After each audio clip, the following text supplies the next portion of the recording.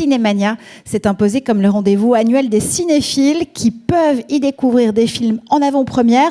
Le festival se décline évidemment également en marché francophone de la coproduction.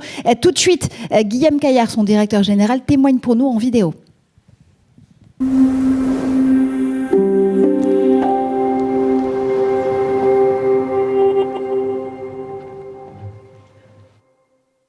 Le cinéma français, il est très présent à Cinémania.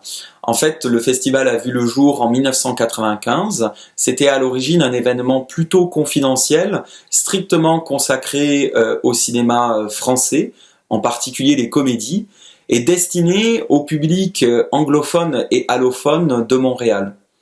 Mais c'est aujourd'hui devenu un festival d'envergure internationale, ouvert aux cinématographies francophones du monde entier, avec une grande variété de genres et de formats, et qui accueille en moyenne chaque année 28 000 spectateurs.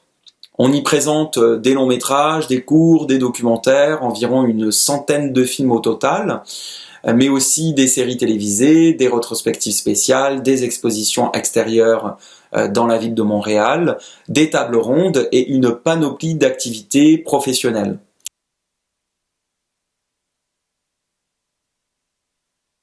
La diversité du cinéma français. Je crois que si la reconquête des nouvelles générations de spectateurs québécois est aujourd'hui réellement possible, cela passe par la diversité des genres et des formes du cinéma français. Et à ce niveau, l'industrie, elle a beaucoup à offrir, l'industrie française. Il y a une grande variété. Le documentaire, par exemple, est un très beau format.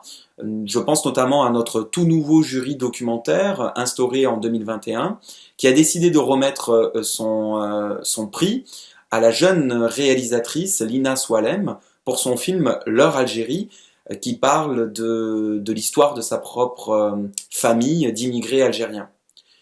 Ce film-là a donc reçu le prix et suscité beaucoup d'intérêt de nos spectateurs. Et dans le même esprit, un documentaire comme Nous, d'Alice Diop, a tout de même su attirer par moins de 600 spectateurs lors de nos 2 projections à Cinémania, qui étaient hybrides, donc il y en avait une en salle et une en ligne, sur notre plateforme de diffusion. Et je crois que quand il s'agit d'évoquer les questions de mixité culturelle et sociale, les Québécois peuvent se montrer sensibles à ces sujets qui les passionnent par rapport à leur propre histoire, la société québécoise étant elle-même très marquée par l'immigration. Même phénomène du côté du secteur de l'animation, qui est une grande tradition canadienne, notamment à travers les productions de l'Office national du film du Canada, qui a été novateur en la matière, surtout dans les années 40, 50, et qui a formé de nombreux experts pendant des décennies jusqu'à aujourd'hui. Alors l'animation, ça parle beaucoup aux Québécois, et des films comme Les Hirondelles de Kaboul ou plus récemment Le Sommet des Dieux sont sortis du lot suite à leur première québécoise à Cinémania. D'ailleurs, à ce jour, le film Le Sommet des Dieux est toujours en exploitation quotidienne à la Cinémathèque québécoise, 3 mois après sa première à Cinémania. C'est là aussi un très beau signal. Et je terminerai par dire, et c'est crucial, que si certains films français parviennent à avoir une résonance chez nous, c'est aussi parce qu'ils ont été accompagnés par leurs auteurs, les réalisatrices, les réalisateurs, les comédiennes, comédiens. Et c'est là que les exportateurs de films, les vendeurs, ont un grand rôle à jouer. Il faut continuer à épauler les festivals au maximum pour permettre les déplacements des artistes. Comme un peu partout ailleurs, la place réservée au cinéma français dans les médias québécois, elle s'amoindrit à un tel point qu'aujourd'hui, si un film français qui sort au Québec n'est pas accompagné par un de ses représentants, eh bien, ça va diminuer par 2, voire par 3, ses chances de réussite commerciale en salle.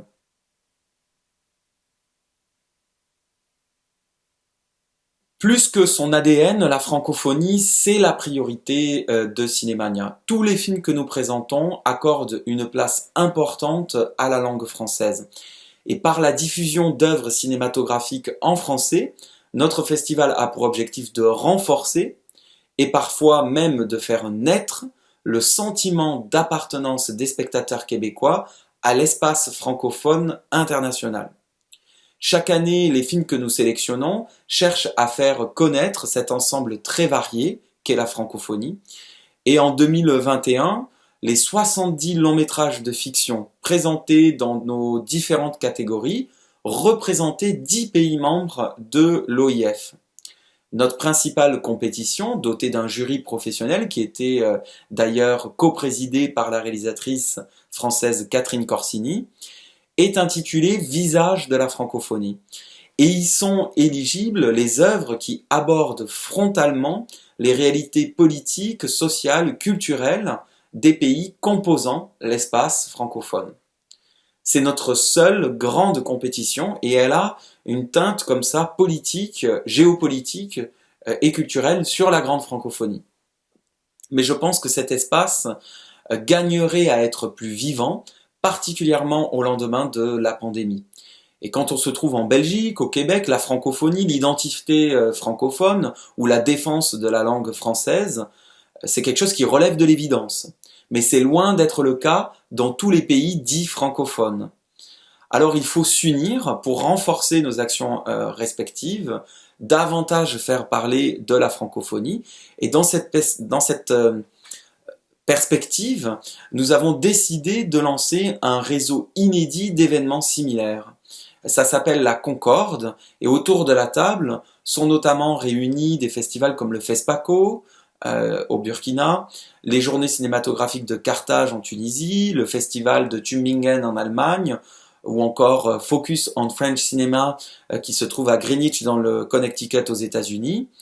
Bref, il y en a plusieurs, et c'est une nouvelle organisation qui se veut active, dynamique et moderne, ayant pour but de faire vivre la francophonie d'aujourd'hui, tout simplement à travers le cinéma.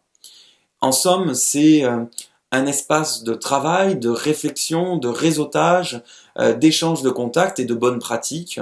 Un groupe dont les rencontres régulières permettent de rendre plus systématiques et naturelles les collaborations entre les festivals de films francophones d'un pays à l'autre.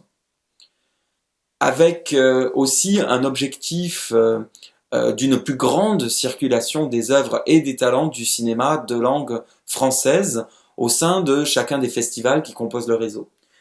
Et à court comme à moyen terme, ce réseau, la Concorde, vise au renforcement d'une idée qui nous est très chère au Québec, la découvrabilité des cinématographies francophones, qu'elles soient africaines, maghrébines, françaises, canadiennes, québécoises, etc.